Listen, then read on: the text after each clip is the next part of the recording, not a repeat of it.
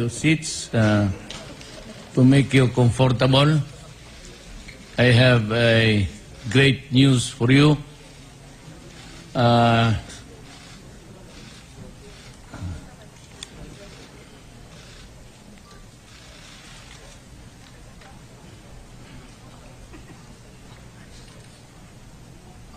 It is with great happiness that I announce to the nation that Chairman Nur Misuari, our brother who heads the MNLF, has finally decided to just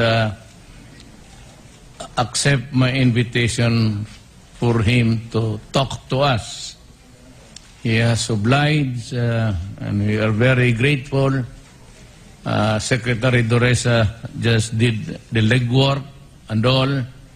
And he was able to pave the way for Chairman Nur to come here, I said, upon my invitation.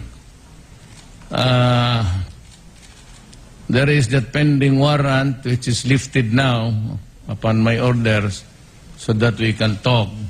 And I would like to assure Brother Nur, that there is never an intention to deprive you of your liberty.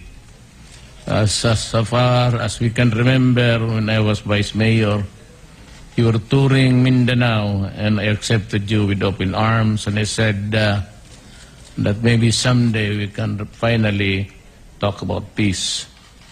And little did I know, Brother Nur, that by the grace of Allah, I became the President of this Republic. And in the twilight of our years, we would be able to talk about the problem of our country, the revolution that you have led all these years, and finally understanding on a common ground with government. And that I assure you, I said, as you have narrated, we will come up with the modality, and then, of course, how to place us in our proper homeland, our Mindanao, and that we will talk about the Bangsamoro Authority. We are ready for that, Brother Nur, and as a matter of fact, I said, I was elected for 6 years, but I told Congress if they are able to craft a territorial structure for the federal government and go ahead with the elections and provide the presidency for another form of government, I assure you that upon its completion, if it could be done earlier, 2 years, you have my word, I will resign as president and pave a way for a territorial government, which would have provided also maybe a strong president, but equally strong national parliamentary, subject to the rules of federalism, which will provide a greater leeway, elbow room for governance for our people. I am for it. I know that we have talked many times. You passed by Davao City that we would just agree to a federal setup, give everybody his due, do justice to the Moro people committed many centuries ago. You know, Brother Nur, this is not really to pull my own chair. But when I was talking to a lot of the Americans, and I said, and I reminded them of the several massacres, not only in Holo, but in summer, the bell that was from the church there was taken out by the Americans, and because one colonel died there, an American, every male, 10 years and above, had their heads cut off also. So these are the things that I said contributed to the lot of injustice, and you have to pardon the next generation, for we did not know, at least the Filipinos now in Mindanao. So we would like to ask that we work together with our Moro brothers and create a country that is really, that is just, and that is good, and that would be for the next generations to come. I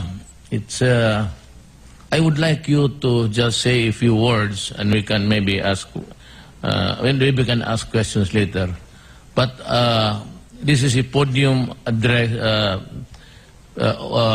being used by the president. You know that because you also once upon a time a cabinet member. May I ask you to just give a short talk using the podium of the President of the Republic of the Philippines. May I, Chairman Brother Nur?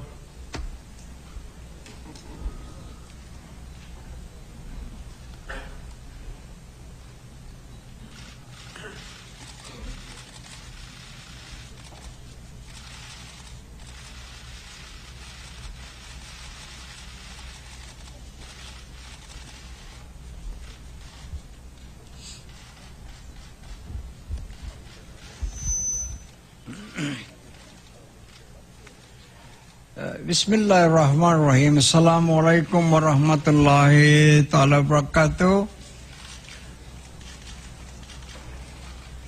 I began my statement with this universal greetings of peace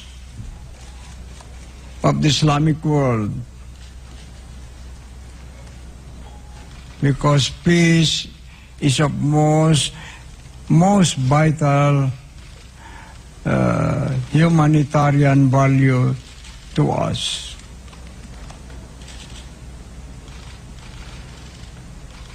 I came here just to see the President, not thinking that I would be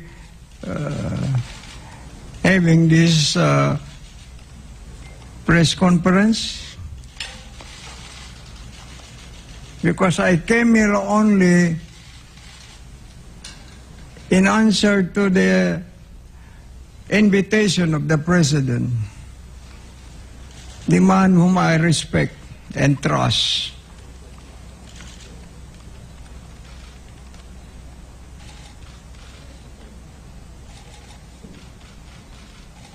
For I believe, as I said during the campaign, that is one single man who can provide solution to the problem of peace and order in our homeland. I'm not so sure about Visayas and Luzon, but our homeland of Mindanao, because that's the place where I was born, that's the place where I intend to die. Just a while ago, I reminisce on my life. I told Secretary Durisa, when we passed by and about to enter the main gate, I said, it was in this Freedom Park while I spent 9 days, 9 nights of my life. I was then teaching in the University of the Philippines.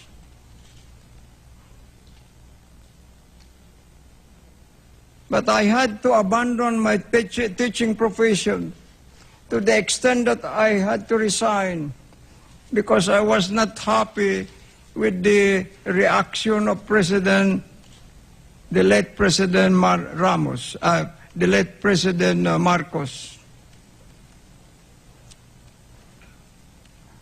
In the aftermath of the killings of more than 200 of our people in Corridor Islands, innocent youth of our homeland, I led a series of demonstrations. I organized one in Congress. But when they called me to say my piece, I said, no, I'm not happy with the reaction of the congressmen. Why they did not honor us by sending somebody here just to talk to us? So I gathered only 9 of our leaders and asked them to join me. And I told them, now I will march to Malacanang Palace.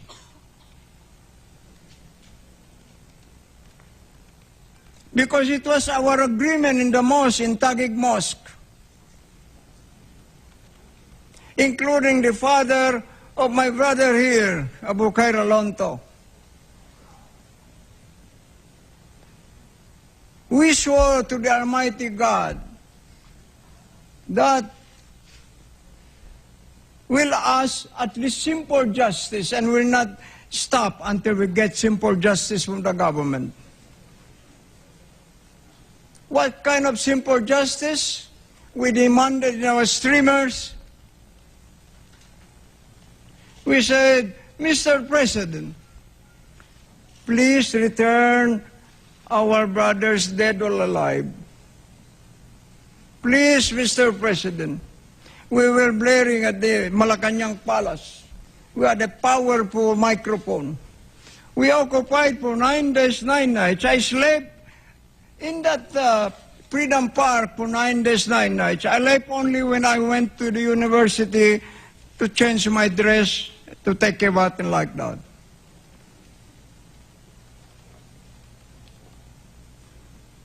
At the end of the 9 days, 9 nights, when in a state of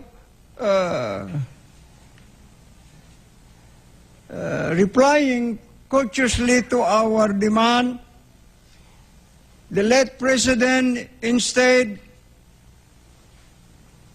issued a statement before the media, and it became headline issue. Said, Mr. President Marcos has promoted 1 rank higher the executioners of the Muslim corridor.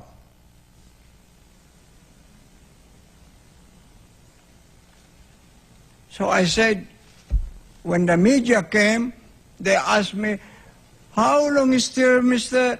Professor Misuari, will you stay here? I said, this is the end. I will end my stay here tonight. There, I gathered our leaders and we swore to the Almighty God to start our struggle for our complete freedom. I resigned from the university. I always told myself that the academic profession is the first love in my life. I was so in love with that profession. But when we did not get even a simple justice from the government, so I decided to cut off myself from the university, and now I'm already over 48 years of my life. I told our dear brother, the president, I was already determined to stay put in the mountains, were it not for his call, were it not for his invitation. It's just I cannot reject his invitation because I respect him too much. And now I came here to thank him. First also for restoring my freedom, if only partially. When we released from the residence of my wife, Mr. Kazartan seeking stand, after we got him from the hands of the Abu Sayyaf, We were very, very lucky.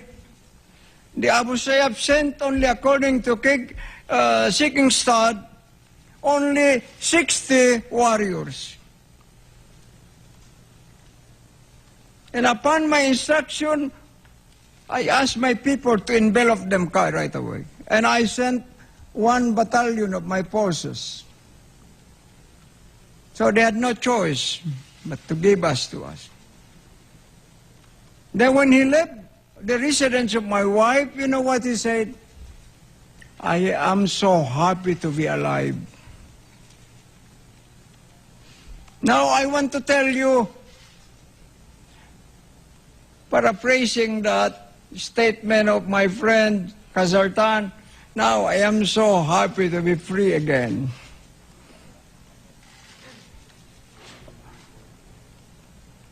Owing to the initiative of our President.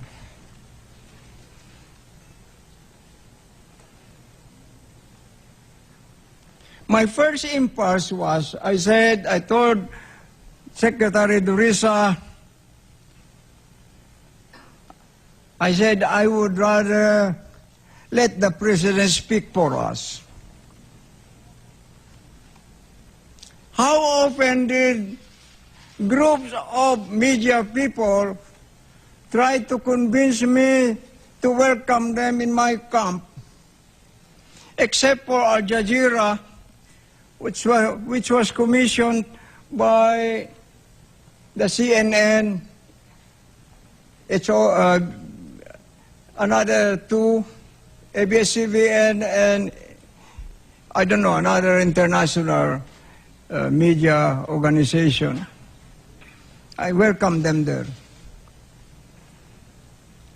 Because I am sorry to say this, I'm not happy with the performance of some media people. They distort my statement. And some of them are insisting, before they used to insist, MNLF is a spent force.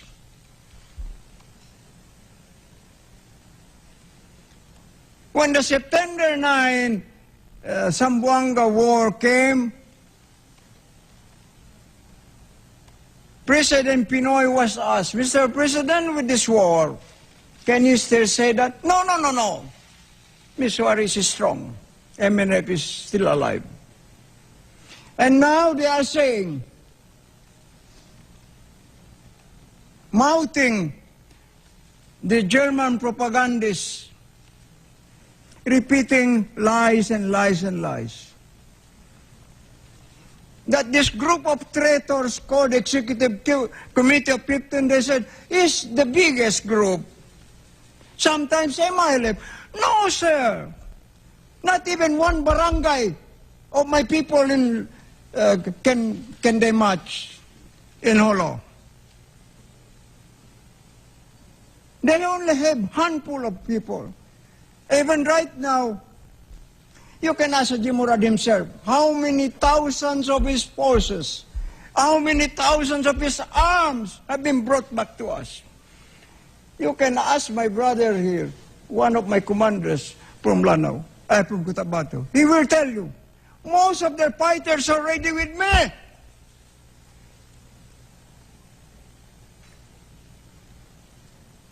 And even the BIFF have told me, Brother Nur, if you go to war, count on us.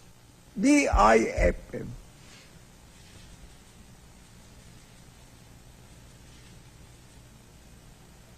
Ask somebody to dispute this. And now I came here, foremost in my mind is, how can we help our president finish his job through to the end of his 6-year term? Because I know for a fact that he will not abandon his pledge to the people. He said, I'll give you peace, peace in Mindanao. Is that so, Mr. President? So I support him for that. When he said, Brother Nur, why don't you move against Abu Sayyaf? So I started moving. First, I sent 1,700 of my forces, my inner security, to the eastern part. And we cordoned off the position of the Abu Sayyaf. Yes, Abu Sayyaf. They said, no, we give you. We return back. So the 10. But some people, enterprising people, when they came to offer them some money and claim in the media there, we were the ones. No, sir, no. With due respect to the armed forces, even the 2 that they got, they will only spill over from us. One of them swam during dark pitch night to the sea because they were guided. He was guided by flickering light of fishermen. Then when he reached them, where do you want to go? We want to go to the MNLF. So he was brought there. From there, he was sent over to the armed forces of the Philippines. They told me, there are other 2. So I asked them to scourge the whole mangrove areas, etc. We could not find. Later on, he showed up in the highway, and the armed forces came. But this was part of the work I did.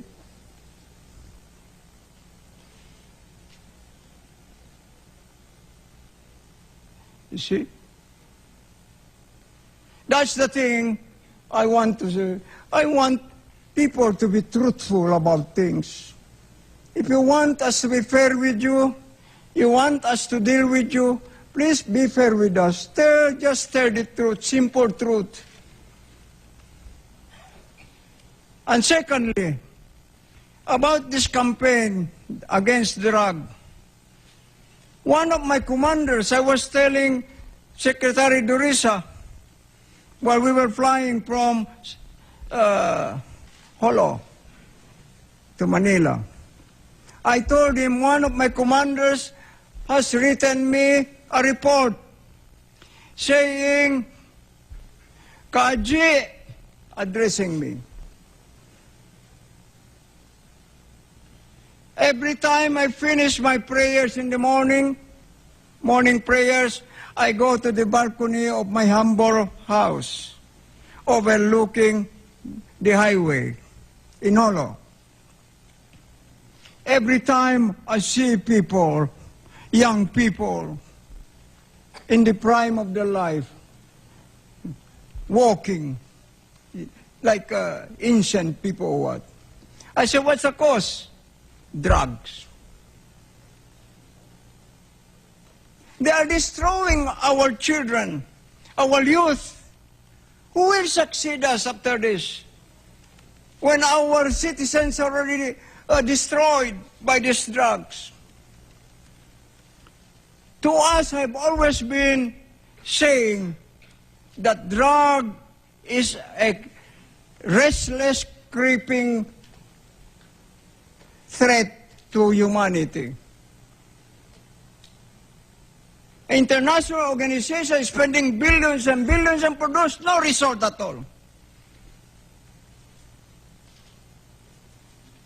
This is one of the biggest source of crimes to humanity, these drugs.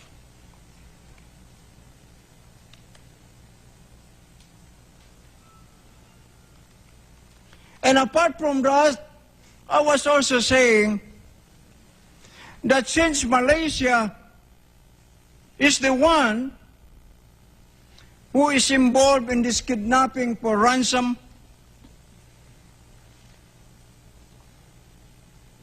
probably one day I will drag the leaders into the International Criminal Court. I have all the evidences in my hands. My people are everywhere. And besides, they cannot escape because they are hiring my own people. Even Sipadan, they hired my cadre officers because they offered them millions. And then they have the goal to ask one of my nephews here, we want to see the chairman. They suggested Jeddah, Saudi Arabia, Mecca. And then they said, we'll meet at his camp. I said, then recently they said, let us advance our meeting in Indonesia. He is one of my members of my delegation now. I said, stop it. I don't have the heart to see these people. After they make this conspiracy to destroy the honor and integrity of my people, I am so concerned, Mr. President, because one time I had a press conference. It was a big room in Malaysia. But before, at the time, I did not know yet who was behind the Sipadan. Sipadan has just broken loose in the world media. They asked me, they asked questions. Before even I could open my mouth, one German lady stood up and pointed her finger at my face. You know, Governor, your people are the worst people in the world. I said, sit down. I will explain to you. Because she said, why did they kidnap people for ransom? Now I told them, I said, listen, I can understand what is prompting in your heart, in your soul. I can understand that because you come, I'm sorry, with due respect, from Western civilization. And according to Western civilization in my studies, there is such thing like collective punishment. When somebody commits mistake, commits crime, what will he do? What will he do? They can even destroy the whole community. Just 1 second. But in our case, we are Muslims. The crime of the father cannot be imputed to the son, let alone the crime of the son can be imputed. No. So they stopped. And the people started howling at her. Oh, Muslim white people. She was very irresponsible. So I want to stop here. Just allow me to reiterate my sense of gratitude to the President and my promise that should he need our cooperation in his campaign for peace, you can count on us, Mr. President, inshallah. Wassalamu alaikum warahmatullahi ta'ala wabarakatuh.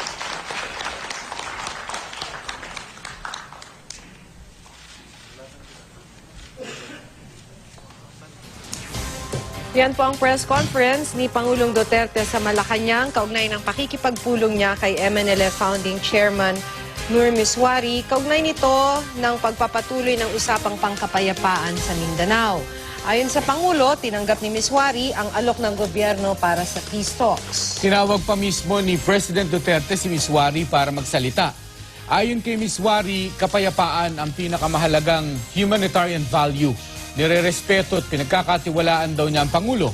Ipinahayag din niya ang kanyang pagkadismaya sa paglaganap ng ilegal na droga na sumisira daw sa kabataan. Kanina umaga, sinundo ni Presidential Peace Advisor Secretary Jesus Duresa sa Hulos, Sulu si Misuari upang makipagkita kay Pangulong Duterte. Dala raw ni Duterte ang isang dokumento mula sa Department of Justice na pansamantalang nagpapawalang bisa sa arrest warrant kay Misuari kaugnay ng gulo sa Zamboanga noong 2013. Git ni Justice Secretary Vitaliano Aguirre II, suspendido lang ang implementasyon ng arrest warrant. Ito raw ay para bigyan daan ang pagpapatuloy ng peace talks.